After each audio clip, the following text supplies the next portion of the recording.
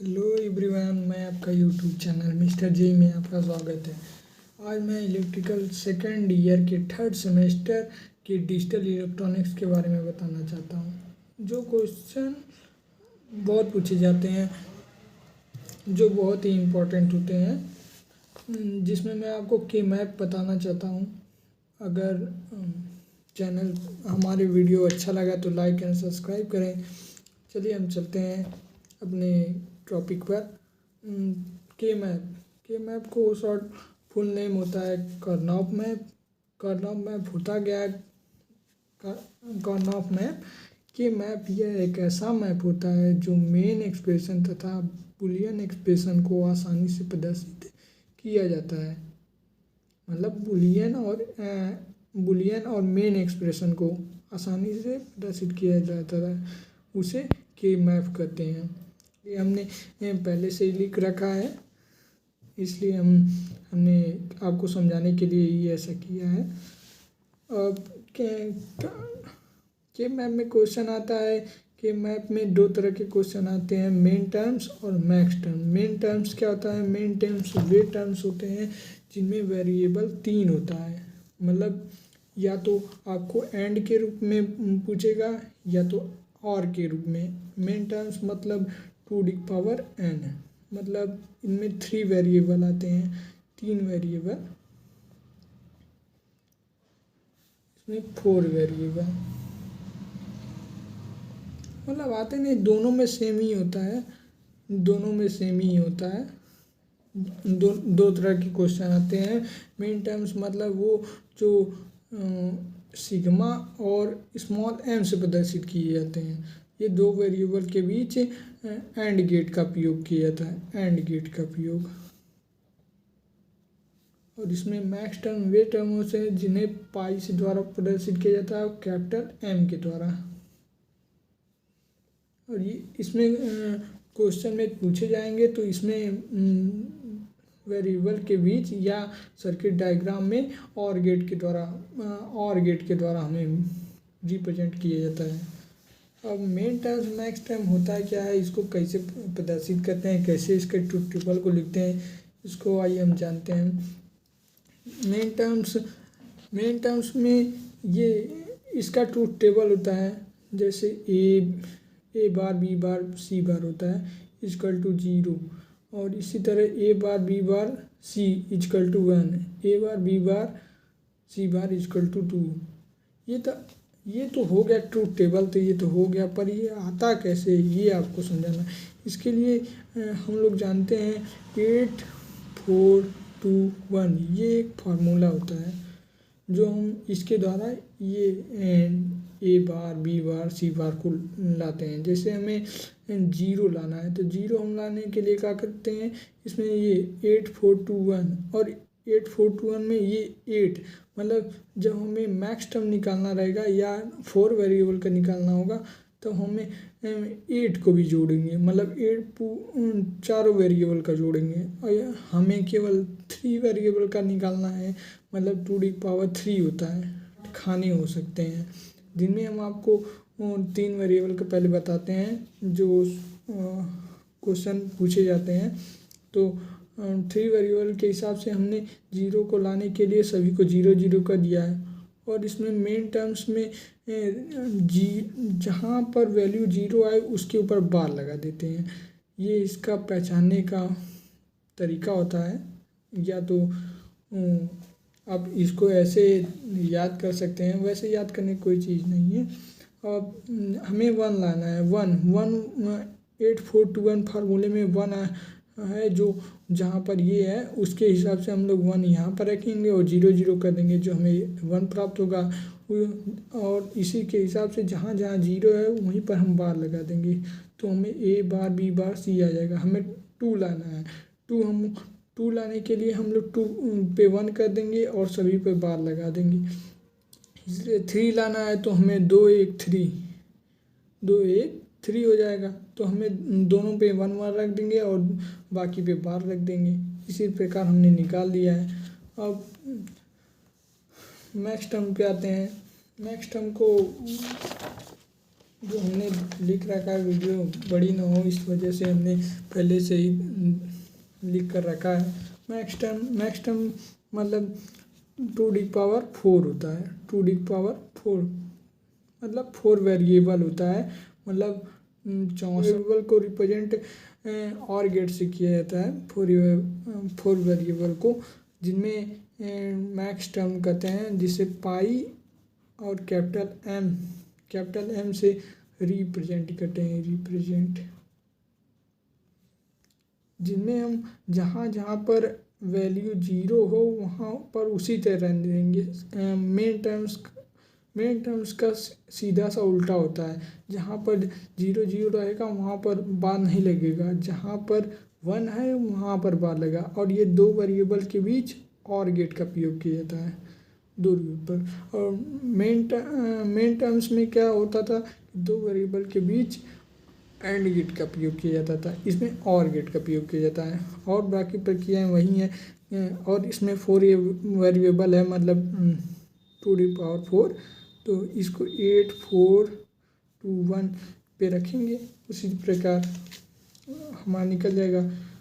अब इसी जो हमें पेपर में क्वेश्चन पूछ जाते हैं उसके हिसाब से हम लोग चलिए सॉल्व करते हैं क्वेश्चन। जैसे सरल का क्वेश्चन है,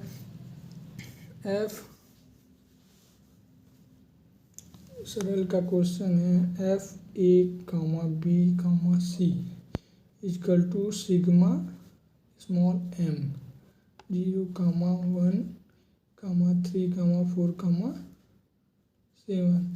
ये हमारा क्वेश्चन है मेन टर्म्स का। मेन टर्म्स को पहचानने का तरीका क्या होता है, हमने आपको बताया है कि सिग्मा रहेगा और स्मॉल m रहेगा, या तो केवल सिग्मा रहेगा या तो केवल स्मॉल से रहेगा। दोनों तरह के क्वेश्चन आते हैं। तो हम इसे सॉल्व चलिए करते हैं। सॉल्व करने के लिए हम लोग क्या करेंगे, पहले ये यहाँ से पहचानेंगे कि ये कितने वेरिएबल का है, 4 वेरिएबल का है कि 3 वेरिएबल का है। तो हम यहाँ से पहचानेंगे कि ये 1 हो गया, 2 हो गया, 3 हो गया, मतलब ये 3 वेरिएबल का है। 2^3 मतलब 2^3 हमने कहा, तो इसका मतलब 2^8 हो जाएगा। मतलब 2 दूनी 4, 4 दूनी 8 पावर है, मतलब 8 हो जाएगा। हमें 8 खाने बनाने होंगे। ये हमने ये किया। 8 खाने बनाने के लिए हमने 4 कॉलम 1 रो डाल दिया। ये हो गया 0, ये 1 2 3 4 5 6 7 ये हो गया। और इसको रिप्रेजेंट हम लोग करते हैं। ये वेरिएबल को हम लोग जो मेन एक्सप्रेशन होता है उनमें हम ए को इस तरह रखते हैं और बी सी को इस तरह रखते हैं। अब हम लोग इसको डिवीज़न इसका करते हैं, जैसे बी सी है, और हम लोग 0 के हिसाब से बार लगाते हैं। मतलब जहाँ 0 आए मेन टर्म्स है तो वहाँ पर बार लगा देते हैं। और ये इसके हिसाब से हम लोग बार लगाएंगे। पहले तो हम बी सी सभी पे लिख दे रहे हैं। अब ये 2 है, 2 मतलब ये BCD कोड 8 4 2 1 में जो हमें 2 लाना है, तो ये 0 हो गया, मतलब ये 2 हो गया, ये 0 हो गया। मतलब हमें बार जिस पे लाना है हम लोग वहाँ पर बार लगाएंगे। मतलब ये 2 हो गया, यहाँ पर बार लगा दिए। और ये 3 लाना है तो ये 3 पहले से, ये तो 1 3 हो जाएगा। और ये 1 लाना है तो हमें ये 0 हो गया, ये 1 हो गया, तो हम यहाँ पर बार लगा देंगे। और ये 0 है तो यहाँ पर बार लगा देंगे। और यहाँ पर 1 लाना है हमें तो बार नहीं लगेगा, इसको इसी हिसाब से रख देंगे। और क्वेश्चन में जो क्वेश्चन पूछा जाता है उसको हम मेन टर्म्स, मतलब जहाँ पर हमें जो वैल्यू रखनी है वहाँ पर हम 1 से रिप्रेजेंट करेंगे, ना कि 0 से। 0 का प्रयोग मैक्स टर्म में किया जाता है, जो हम इस प्रकार से करते हैं। ये वैल्यू पे हम रखेंगे। ये 0 क्वेश्चन है, ये 1 है, ये 3 है, ये 4 है, और ये 7 है। हम यहाँ पर हम इसको रख दे रहे हैं 1 1, उसी के हिसाब से 1 हो गया, 3 पे है, 4 पे है, 7 पे है, ये हो गया। तो हम इसका अब हम लोग पेयर बनाते हैं, लोन पेयर बनाते हैं, क्वाड बनाते हैं, ऑक्ट बनाते हैं। मतलब ऑक्ट का मतलब पहले तो हम लोग लोन पेयर पे आते हैं। लोन पेयर का था, लोन पेयर वे पेयर होते हैं जो एक ही वेरिएबल को एक ही लोन पेयर बने, मतलब एक गोला बने, उसे हम लोन पेयर कहते हैं। और पेयर क्या होता है? पेयर जो दो वेरिएबल को एक साथ रखें, उसे हम पेयर बोलते हैं। और क्वाड का होता है जो ये चार खानों को एक साथ एक सर्किल में रखे, उसे हम क्वाड बोलते हैं। और ऑक्ट का होता है जो ये आठों खानों को एक गोले में रखे, उसे हम ऑक्ट बोलते हैं। तो हम इसी हिसाब से हम लोग पेयर, क्वाड और लोन पेयर बनाते हैं। चलिए देखते हैं। पहले तो हमें कोशिश जहाँ तक करना है कि हमें सभी छोटे से छोटे, मतलब हमें ऑक्ट बने या क्वाड बने, ये कोशिश करते हैं। पर यहाँ पर तो किसी हिसाब से ऑक्ट तो बनेगा नहीं, ना ही क्वाड बनेगा। तो हम इसको पहले तो एक सामने दिख ही रहा है, इसको एक पेयर बना ले रहे हैं, एक इसको पेयर बना ले रहे हैं, ये हो गया। और ये इसको एक पेयर बना ले रहे हैं, और ये इसको बना सकते हैं। पर हम लोग को ऐसा करना है कि ये एक ही में सब हो जाए, मतलब हमें ऐसी तकनीक का उपयोग करना है। जैसे ये तो हमने पहला मेथड बताया। दूसरा मेथड ये है कि ये इससे आपको नंबर कट ही नहीं सकते। जैसे कि हमने ये एक क्वाड बनाया और ये क्वाड कर रहे हैं, ये एक पेयर बनाया और ये एक पेयर बनाया, बचा ये तो हम चाहे इसके साथ कर लें, ये एक पेयर बना दिए, चाहे हम इसके साथ करें। वैसे हम ऐसे ही कर दे रहे हैं। f = लिखा जाएगा। पहले हम इस वाले पेयर को देखते हैं। पेयर इसको देखें, इस पेयर को देखें तो हमें दिख रहा है, ये हम लोग सामने से देखेंगे, ये मतलब जो ऊपर रहेगा वो, ये इस साइड से देखेंगे तो हमें a मिलेगा, मतलब बुलियन एक्सप्रेशन के हिसाब से ये 0 हो जाएगा, तो इसका कोई वैल्यू नहीं होगी।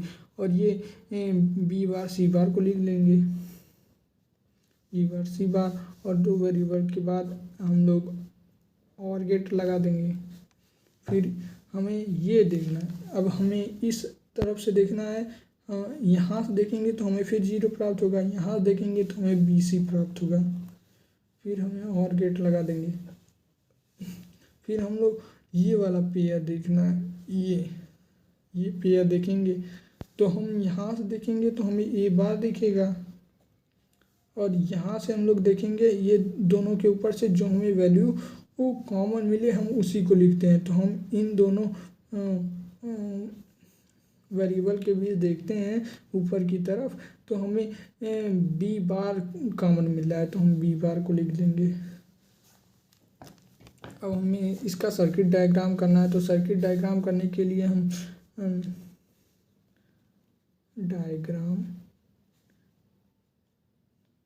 सर्किट डायग्राम करने के लिए हम वो पहले 3 वेरिएबल का इनपुट देने के लिए लाइन ड्रॉ करेंगे। जैसे a हो गया, a का हो गया, b हो गया, ये हो गया, ये इन्वर्टर हो गया। इन्वर्टर आपने लॉजिक गेट में पढ़ा होगा, इन्वर्टर क्या होता है, एंड गेट क्या होता है, और गेट क्या होता है, ये सभी तो आपने पढ़ा ही होगा। ये c हो गया।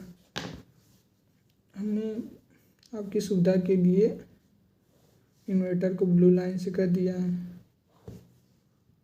अब हम लोग चलते हैं क्वेश्चन, जो हमारा वैल्यू आई है उनको पुट करके सर्किट डायग्राम में रिप्रेजेंट करने के लिए। पहले तो हम लोग जो बार है मतलब 0 है, इसको ये तो a है, और ये जो ब्लू लाइन से ये इन्वर्टर है मतलब बार है, और b है जो उसका इन्वर्टर ये है, तो इसको b से करेंगे। और c है इसका इन्वर्टर है, तो इसे c कहेंगे। मतलब ये 0 होता है और ये 1 होता है। ये 0 मतलब जिस पे बार लगा रहेगा वो 0 होगा, और जिस पे नहीं लगा रहेगा 1 रहेगा। तो हम लोग ये इसकी वैल्यू रख दे रहे हैं डायरेक्टली। इसमें तो क्वेश्चन में दिया नहीं है, तो हम लोग इसको डायरेक्टली रख दे रहे हैं। तो ये क्वेश्चन है हमारा, तो b c है, तो ये हमारा हो गया b और हमारा c। इसके बीच का वेरिएबल एंड गेट है, मतलब दो वेरिएबल के बीच एंड गेट का प्रयोग किया गया है। तो हम एंड गेट का सिंबल लगा देंगे, ये हो गया एंड गेट का सिंबल, और ये और गेट है, और गेट का सिंबल है। तो हम इसको इसके बाद जोड़ेंगे, सभी वैल्यू को जोड़ने के बाद कॉमन में ले लेंगे। तो हमें ये अब ये दूसरी हमारा वेरिएबल है बी सी है ना, बी सी को हम आपकी सुविधा के लिए हमने पेन को बदल दिया है, जो बी सी है। तो हम लोग ने बी और सी पर एक एंड गेट लगा दिया। अब दूसरा क्वेश्चन है, दूसरा वेरिएबल है ए बार बी बार है। तो हमें ए बार हो गया, ये हो गया बी बार, हमने इस पे भी एक एंड गेट लगा दिया।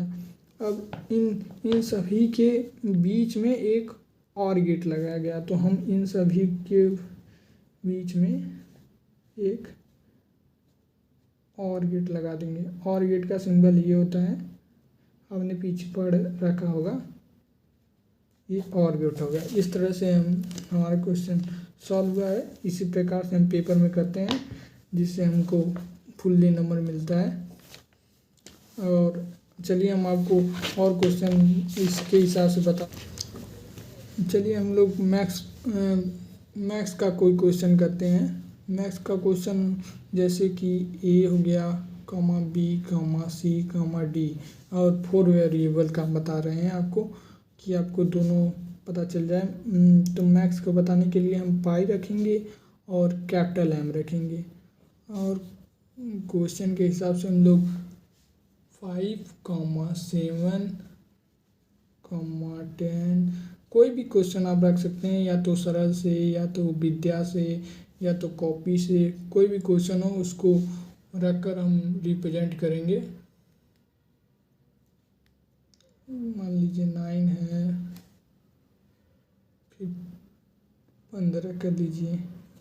अब हम इसको क्वेश्चन को पेपर में आ जाए तो इसको कैसे करें, तो हमने बताया कि यहाँ पर पाई दिया और कैपिटल एम दिया है, मतलब ये मैक्स टर्म है। मैक्स टर्म में क्या होता है कि जो दो वेरिएबल के बीच होता है उनमें और गेट का प्रयोग किया जाता है, और उनके और गेट का प्रयोग किया जाता है। और 4 वेरिएबल है, तो हमने 8, 4, 2, 1 के हिसाब से वैल्यू को रख देंगे, मतलब 2⁴ है, 4 वेरिएबल का आता है, 4 वेरिएबल हो गया। ये इनको जोड़ेंगे तो 4 वेरिएबल हो जाएगा। इसी से हम पहचानते हैं वेरिएबल कितने वेरिएबल का है, तो इसी हिसाब से हम पहचान लिए हैं। तो 4 वेरिएबल का आता है तो 2⁴, मतलब 2 दूनी 4, 4 2 मतलब 2 दूनी 4 हुआ है, ये 2 दूनी 4 हुआ है। एक हो गया 4 दूनी 8 हुआ है, 8 दूनी 16 हुआ है, 8 दूनी 16 हुआ है। ये हो गया हमारा 2⁴, मतलब कि 16 बीट का हमें बनाना है। तो 16 बीट का बनाने के लिए हम लोग 16 खाने करेंगे, जैसे हमने पीछे किया है क्वेश्चन, वैसे ही हम लोगों ने 1 हो गया, 2, 3, 4, 1 हो गया, 2 हो गया, 3, 4। अब इसका सांचों को इन खानों में नंबरिंग इस प्रकार से करते हैं। वीडियो को स्किप ना करिएगा, नहीं तो समझ में नहीं आएगा। 0, 1, 2, 3, 4, 5, 6, 7, यहाँ से 8 आएगा, 8, 9, 10, 11, ये 12, 13, 14, 15। अब हम इसके हिसाब से वेरिएबल को रख देंगे। 4 वेरिएबल को ए, बी, सी और डी है। ये 2 वेरिएबल का है के बीच और गेट का प्रयोग होगा ना, तो हमें इसके हिसाब से हम रखेंगे C+D, C+D, C+D, क्योंकि हम यहाँ पर मैक्स का प्रयोग कर रहे हैं, मतलब मैक्स में पाई का क्वेश्चन है, तो इसलिए हम करते हैं ऐसा। अभी हम आपको बताते हैं कि इन क्वेश्चनों को कैसे सॉल्व किया जाए। तो हम मैक्स में क्या होता है कि कि हमें जहाँ पर 1 हो हम उसके ऊपर बार लगाते हैं। मतलब ये जीरो है तो इनको बार में नहीं रखेंगे। जहाँ ये 1 है तो हमें यहाँ पर बार लगाएंगे। हम जहाँ पर 1 लाना है वहाँ पर बार लगाएंगे। ये 3 है, हमें 3 लाना है तो ये 3 हो गया। ये 2 है तो 2 पे बार लगा देंगे। और ये 0 है, ये 1 है, 1 पे बार हो गया। 3 हो गया, ये 2 हो गया। हम इसी के हिसाब से कर देंगे क्वेश्चन। अब क्वेश्चन को पुटअप मतलब पाई का क्वेश्चन आया तो हमें ध्यान देना है कि जहाँ पर हम मेन टर्म्स पे 1 रखते थे, यहाँ पर हम उसी का उल्टा करेंगे, 1 की जगह 0 करेंगे। मतलब कि ये क्वेश्चन में पूछा गया है 5, 7, 10, 12, 13, 9, 15। मतलब हमें इन क्वेश्चनों को इनमें पुटअप करना है। तो हम जहाँ जहाँ क्वेश्चन में जहाँ पूछा जा रहा है वहाँ पर 0 रखते हैं। ये 0 हो गया क्योंकि ये पाई का क्वेश्चन है, मैथ्स का है। तो 5 हो गया, 7 हो गया, 10 हो गया, ये हो गया 12 हो गया, और 12 हो गया, 13 हो गया, ये 9 हो गया। क्वेश्चन के हिसाब से हम लोग रख रहे हैं। अब फिलअप हमने कर दिया है। अब हम आपको समझाते हैं कैसे इसको किया जाए। सबसे पहले हम लोग कोशिश करेंगे कि ऑक्ट बने, क्वाड बने, पेयर बने। लोन पेयर तभी बनाएंगे जब नहीं बनेगा क्वेश्चन, जैसे हम करते हैं। पहले तो हम लोग इसको हमको लोगों को दिख रहा है कि ये एक क्वाड दिख रहा है, क्वाड दिख रहा है। अब हम इसको, और ये हमारा एक पेयर बन रहा है, और ये एक हमारा पेयर बन रहा है, और एक हमारा लोन पेयर बन रहा है। तो हम क्वेश्चन को हम इसी के हिसाब से करेंगे। पहले तो हम इस क्वाड को देखेंगे। ये क्वाड दिख रहे हैं। इसको क्वाड को देखने का तरीका है कि हम इस तरफ से देखेंगे तो हमें जो कॉमन वैल्यू मिलेगी हम उसको लिखेंगे। इस तरफ से हम लोग देख रहे हैं तो हमें बी बार कॉमन मिला है। पहले तो बी बार हमें मिलेगा और ये प्लस होगा क्योंकि हम इन दो, ये पाई का क्वेश्चन है ना, तो हमें एंड गेट का प्रयोग नहीं करना है, हमें और गेट का प्रयोग करना है। तो ये हो गया हमारा, ये इनमें कॉमन मिल रहा है डी बार। तो हम डी हो गया, ये डॉट प्रोडक्ट लगा ली, मतलब और एंड गेट यहाँ पर लगाएंगे। पाई का क्वेश्चन है इस वजह से। तो हमें ये पेयर दिख रहा है, ये पेयर हम देख रहे हैं, और इसमें हमें ये यहाँ इस साइड से देखेंगे इस तरफ से तो हमें ए मिलेगा, ए बार प्लस बी बार, और ऊपर देखेंगे तो हमें कॉमन सी मिल रहा है तो हम प्लस सी लिख देंगे। ये हो गया, और ये हमने एंड गेट लगा दिया। अब हमें तीसरा पेयर ये दिख रहा है तो हम इस तरफ देखेंगे तो हमें यहाँ पर ए बार कॉमन मिल रहा है तो ए बार को लिखेंगे। और हमें यहाँ से हम देखेंगे ऊपर की तरफ तो हमें कॉमन तो देखना नहीं है तो सी प्लस डी बार हो जाएगा। और ये एक हमारा लोन पेयर है। लोन पेयर के लिए हम लोग कॉमन तो देखते नहीं, सभी को लिख लेते हैं। ए बार प्लस बी हो गया। अब ये यहाँ से देखेंगे सी बार प्लस डी, ये हमारा हो गया। अब हम लोग इसको रिप्रेजेंट करते हैं सर्किट डायग्राम पे। सर्किट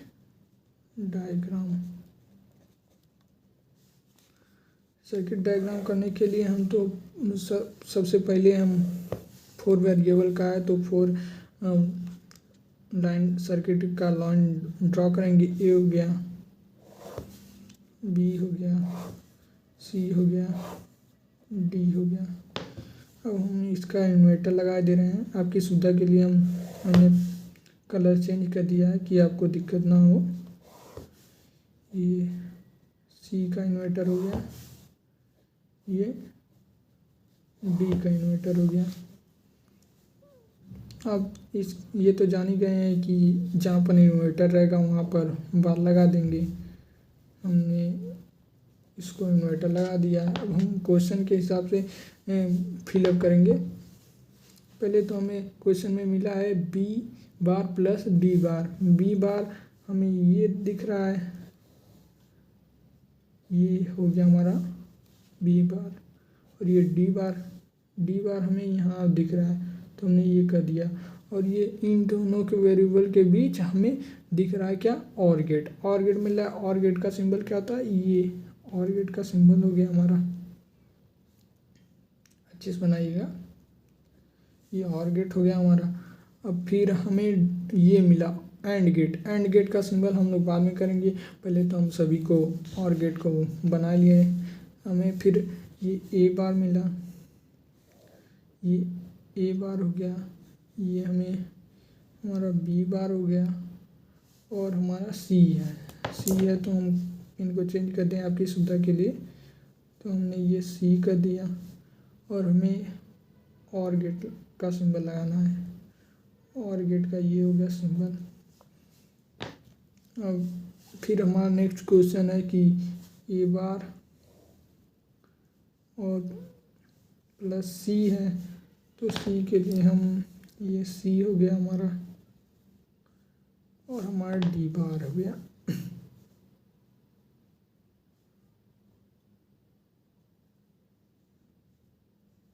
ये हमारा तीसरा गया।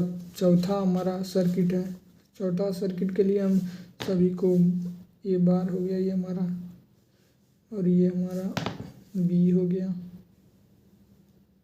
क्वेश्चन को ध्यान से देखेंगे तभी समझ में आएगा। ये हमारा सी बार हो गया,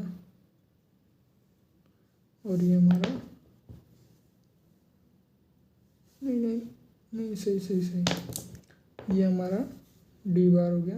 रटने की कोशिश ना करिएगा, क्योंकि रट के जाएंगे तो फिर भूल जाएंगे, क्योंकि इसमें सभी हमारे डाउट क्लियर होंगे तभी हम पेपर में कर पाएंगे, क्योंकि ये बेसिक क्वेश्चन आते हैं। और हम इन सभी को एंड गेट से जोड़ेंगे। इस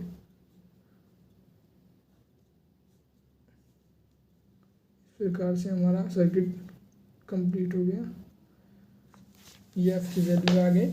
इस प्रकार से हम लोग मैथ्स का और मिड टर्म्स को निकालते हैं।